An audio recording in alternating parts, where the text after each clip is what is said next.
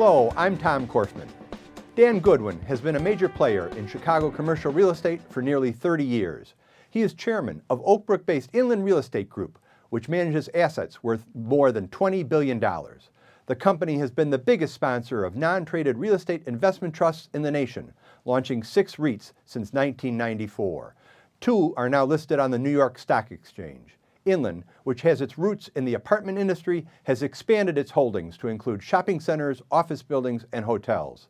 During a recent Crain's Real Estate Forum, I asked Mr. Goodwin to predict the best performing property types over the next 10 years. The office business has really bifurcated into multi-tenant suburban office and inner city high-rise newer office. The demand is really in the big cities, urban demand, and the suburban multi-tenant offices are struggling. So office wouldn't be my choice for going forward. The industrial area, we have similar issues. You have the old standard industrial building with the 15-foot ceilings and the office in front, the kind that are found in office parks. And with the loss of manufacturing to Asia, the value of those properties has fallen. So industrial is primarily concentrating now on logistics, warehousing, distribution centers. So industrial in general is not going to be the hot area.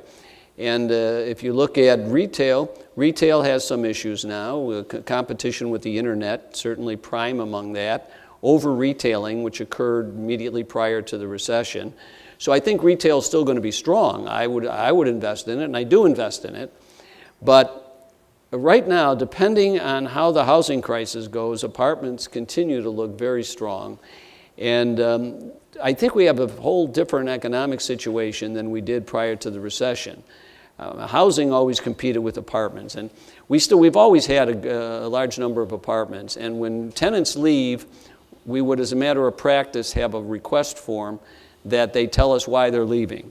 And in the era immediately preceding the recession, tenants were leaving to buy houses because they could buy houses for virtually no down payment. And with the subprime mortgages and that whole issue there, you could buy a house without coming up with any cash.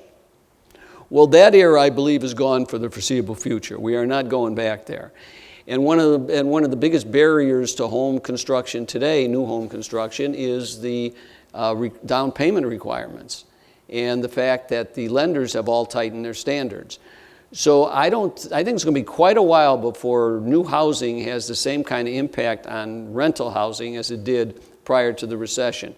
So for a while, and that's another thing.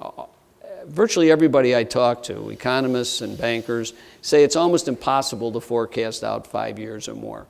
Companies did that decades ago, but now we look at 1 and 2 years out. And if you look at 1 or 2 years out, apartments are still going to be pretty strong. I'd say retail second.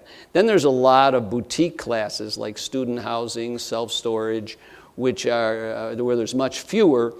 Student housing is actually in a revival. And we like hotels. We think that the pricing of hotels has not kept pace with the economics of hotels. The income is way up, the occupancy is way up, but the pricing has been kind of static, so that presents buying opportunities there too.